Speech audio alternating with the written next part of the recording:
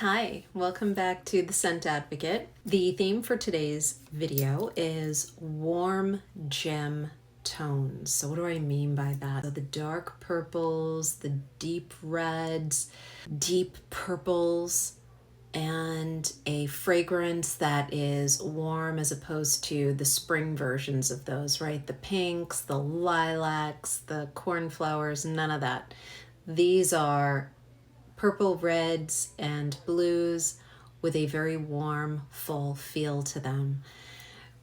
Dark, mysterious, charming, cozy. And you know I don't love florals, so these are definitely not going to be floral leaning. They are more winter, cold weather fragrances to fit with the season.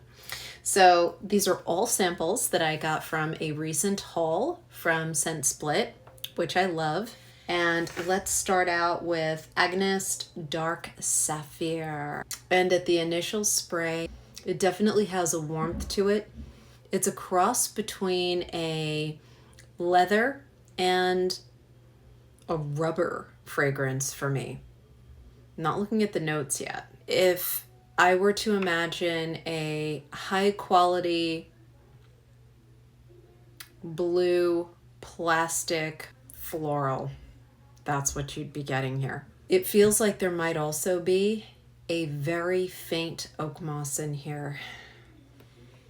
Let's take a look at the notes. So the notes are raspberry, aromatic spices, black pepper, violet leaf, cumin, peach, coriander, bergamot, ginger, rose, geranium, carnation, iris, jasmine, orchid, cinnamon, heliotrope, and carrot.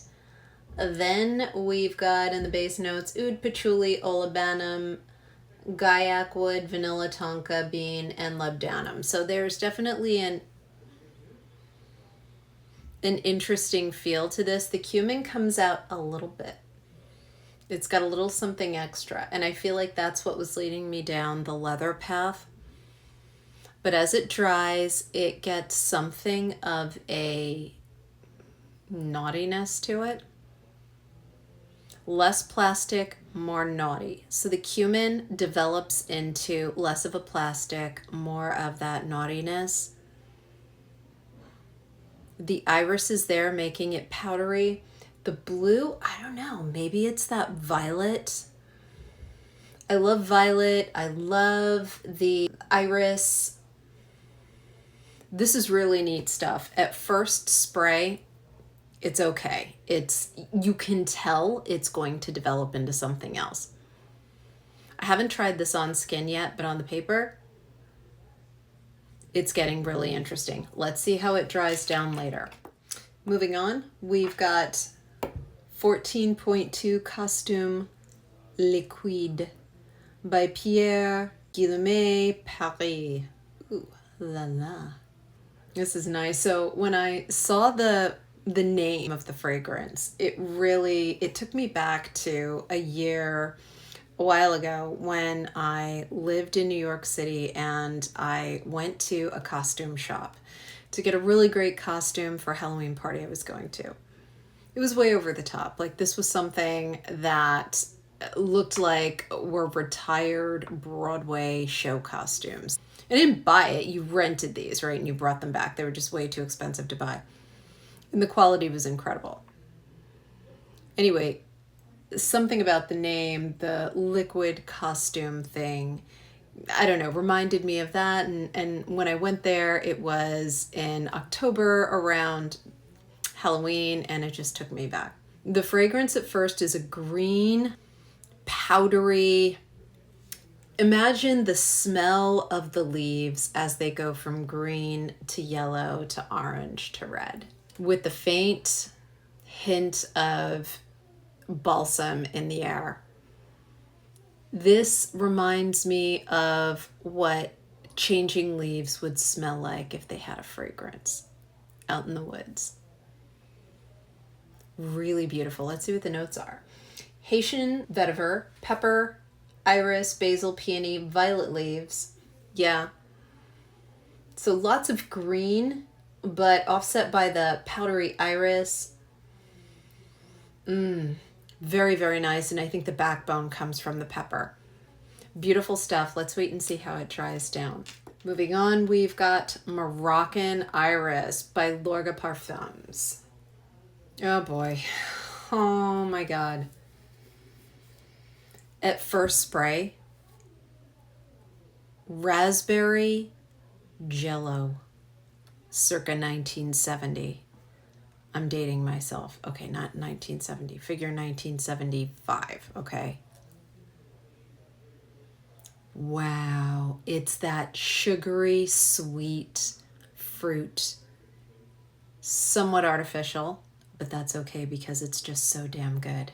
Ooh, and there's a creamy, almost lactonic, gourmand thing going on in the back. This is gorgeous. Wow, and this is just the initial smell. Let's see what the notes are. Cherry, yeah. Cherry, violet, jasmine, orris, cedar, and cinnamon all the way. Yeah, this is nice. This is a gourmand, a fruity gourmand for the warm weather that is universally likable. It makes you dream of younger days, but it's not juvenile. The person who wears this, you just want to stand close to and bask in a great feeling born from the smell and what it reminds you of. Oh, this is gorgeous. Oh, I cannot wait to see how this dries down. I suppose it could be cherry. For me, I'm getting a raspberry over the cherry. I have a lot of cherry fragrances and I love them, but this to me is different. You know, this doesn't fit in the traditional cherry category. Let's see how it dries down. Okay, next we've got Secret Desire Iris by Supers. Not familiar with this house. It's nice. It's really nice. But I feel like I've smelled it before. This smells like a very high quality designer fragrance. It's a fruity vanilla and it's warm. It's got a creaminess to it.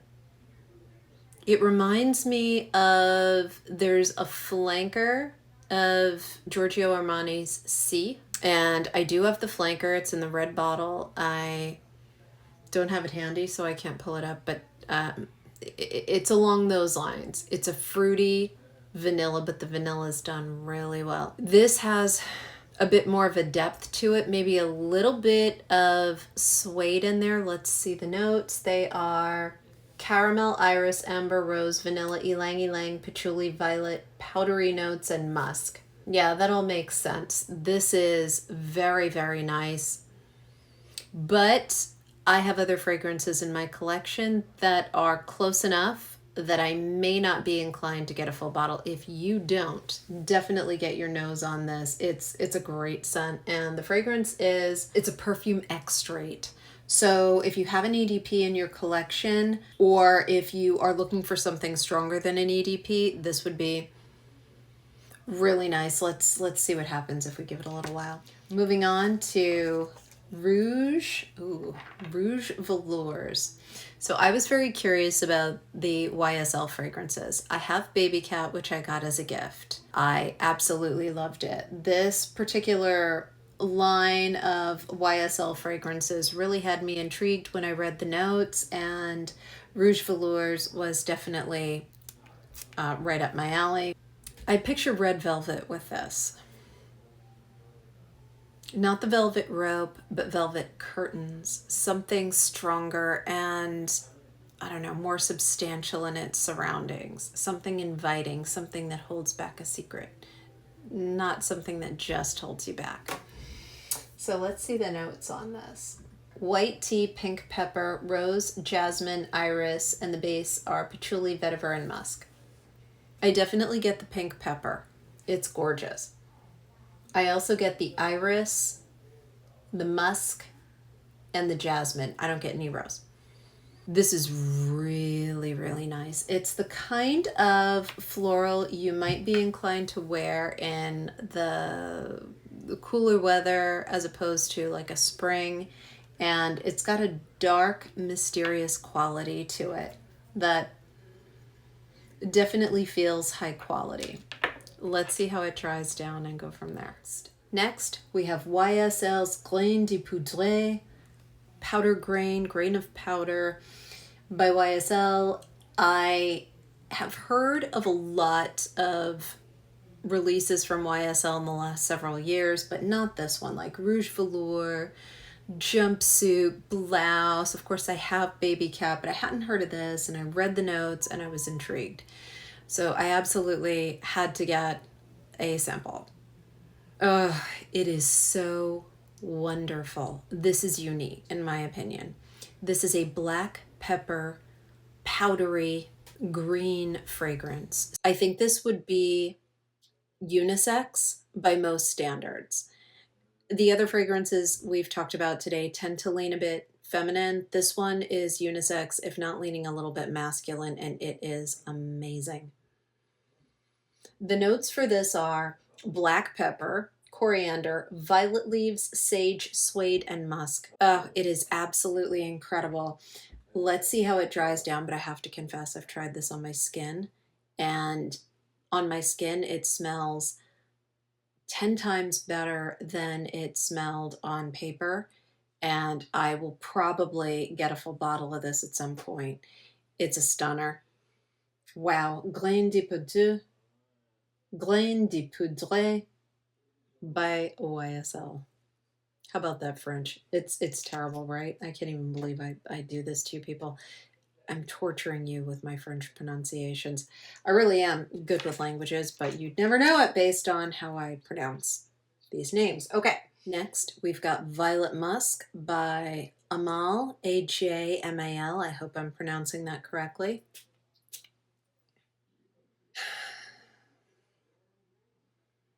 It's very nice. It reminds me of clean clothing. It's a bit soapy. It's got a freshness that one might come to expect from a dryer sheet. It makes me think of a warm, cozy, freshly laundered blanket. If it had a color, it would be purple. It's really beautiful. It is something that goes probably from warm, late summer evening into autumn all day wear. This could go male or female, definitely unisex. The notes for this are musk, violet, rose, amber, lily of the valley, and ylang ylang. I think this is a musk violet fragrance with that lily of the valley just giving you a nice punch in there. It's a light, youthful aspect to the fragrance that really lifts it up and takes it from that evening of a warm summer day into a cooler fall setting. The fact that it's light enough to wear or lifting enough to wear in the warmer weather, that's definitely that lily of the valley. Very pretty. We'll see how it dries down. Violet Musk by Amal. All right, let's see how Dark Saphir by Agonist dried down. Okay.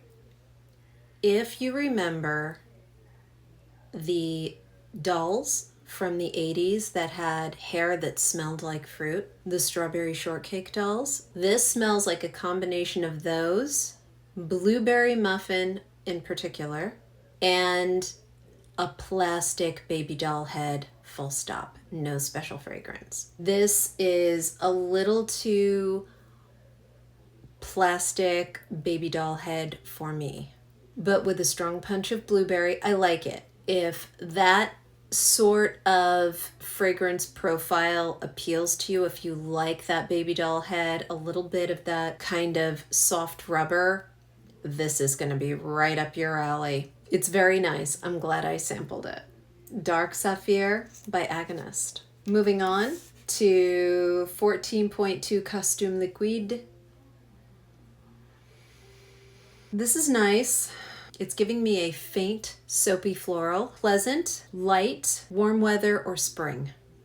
Not the full fragrance I thought I'd be getting from this. I don't feel warm and cozy with the dry down. I feel light, airy, ready to go for a run, ready to go to the gym, ready to start a day at work. Non-polarizing, easily likable. 14.2 Costume Liquide by Pierre Guillaume, Paris. Next, we have Moroccan Iris by Lorga Parfums. Wow.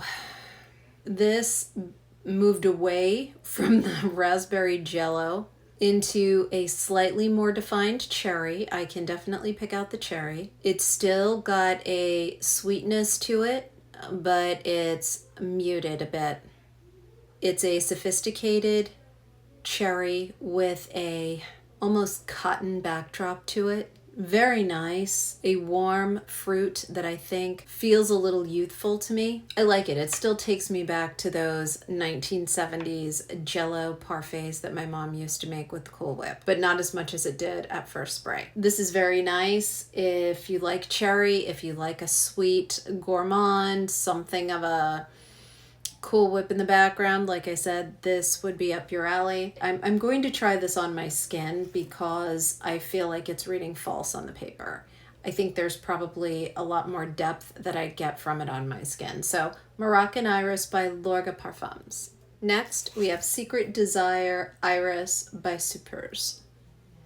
Yeah, it's less familiar. It's got something of a suede backbone to it at this point, but it is still a bit reminiscent to me of the C line from Armani that I have in my collection. It's a little too similar to that for me, but I definitely recommend checking this out. It's like Armani C taken to a slightly different level. This has less fruit in it now than it did when I first sprayed it. There's more of a white wood in there, I think, or perhaps it's a musk. It could be musky vanilla that I'm getting. Not even close to Baby Cat. It is definitely along the lines of C. So check out Secret Desire Iris by Supers. Next, we've got Rouge Velours, again by YSL. This has almost an inky quality as it dries down. It's still got that garnet kind of red curtain feel, that red velvet curtain feel to it, but with an ink. And it's not the same kind of ink that you'd get from, say, squid in Zoologist. Not at all. It's not an aquatic or oceanic ink. This is a ballpoint pen ink. And if you love a muted, warm ink fragrance, it's got a bit of leather or suede going on in there too. This might be the one for you. Rouge Velours YSL. Moving on to Grain de Poudre by YSL. This just gets better and better. It is still holding true to its original notes. It's got the black pepper and it's got a green note, that sage, that leaf, that violet leaf, and kind of a powdery, not floral, but that powdery accord. This is gorgeous stuff. Grain de Poudre by YSL. Oh, it's different. It's really neat. Check it out. And then finally, we've got Violet Musk by Amal. This dries down to a fresh, warm fragrance. Okay, so I don't normally come across fragrances like this where it's warm. It's a fragrance that I would recommend in the morning or during the workday in a colder climate or in the fall. You could wear it into the evening. In fact, I think it would transform beautifully into an evening scent. It's really interesting.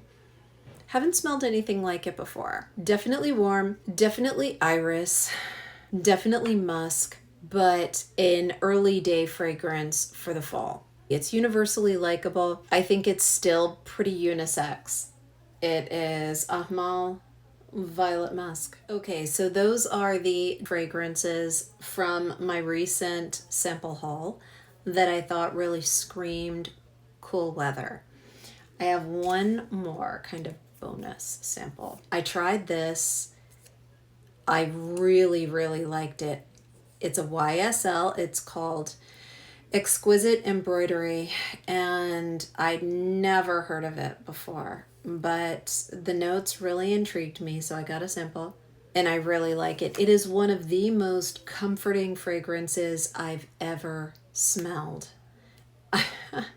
It has notes of nutmeg, ginger, rose, patchouli, ambergris, oud, and musk.